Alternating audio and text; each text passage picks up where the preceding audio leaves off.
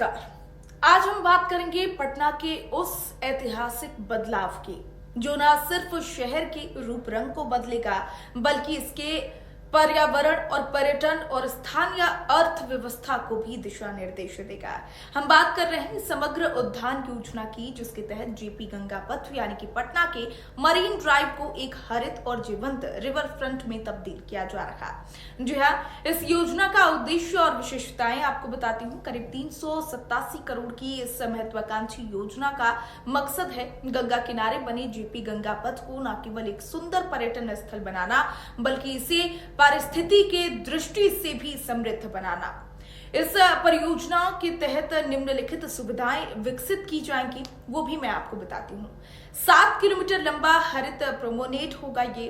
Butterfly park, walking, cycling track, food court, open theatre और boating की सुविधा मिलेगी। सबसे खास बात महिला हाट, जहां महिला उद्यमियों को स्थायी स्टॉल दिए जाएंगे।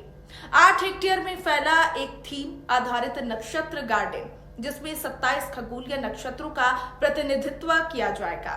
पर्यावरण के लाभ क्या होगा वो बताती हूँ। परियोजना के तहत 1 लाख से अधिक पौधे लगाए जाएंगे, जिससे न केवल गंगा के किनारे हरियाली और भी बढ़ेगी बल्कि ये पटना की वायु गुणवत्ता सूचकांक यानी कि AQI को भी और बेहतर बनाएगा। लगभग 90% क्षेत्र को हरित क्षेत्र के रूप में विकसित किया जाएगा। इसमें स्थानीय और मौसमी पेड़ पौधे को भी एड ऑन किया जाएगा, प्राथमिकता दी जाएगी। ये परियोजना जलवायु परिवर्तन की चुनौती के समाधान के रूप में कार्य करेगी। जो शहरी जीवन में बदलाव किस तरीके से होगा वो बताती हूँ। ये परियोजना पटना के आम नागरिकों के जीवन को भी कई तरीकों से प्रभावित करेगा, उनको बदलेगा। शहरवासियों को मिलेगा एक नया मनोरंजन और सुकून का स्थान, उनको एक नया प्लेस मिलेगा। बच्चों, बुजुर्गों, महिलाओं के लिए अलग अलग एक्टिविटी जोन वहां पर बनेगा। परिवारों के लिए पिकनिक, योग और साइकिलिंग, वॉकिंग जैसे विकल्प वहां पर रखे जाएंगे। स्कूल कॉलेज के छात्रों के लिए प्रकृति के साथ जुड़ने का एक मौका मिलेगा। इस योजना का एक अनूठा पहलू है महिला हाट, जहां महिला उद्यमियों को अपने हस्तशिल्प, खाद्य सामग्री और अन्य उत्पादों को बेचने के लिए उचित स्थान मिलेगा। ये न केवल महिलाओं को आत्मनिर्भर बनाएगा बल्कि पटना के स्थानीय उद्योगों और कारीगरों को भी प्रोत्साहन देगा। फूड कोर्ट्स, हैंडीक्राफ्ट स्टॉल और गंगा किनारे आयोजित होने वाले मेले से स्थानीय रोजगार को और भी बढ़ावा मिलेगा।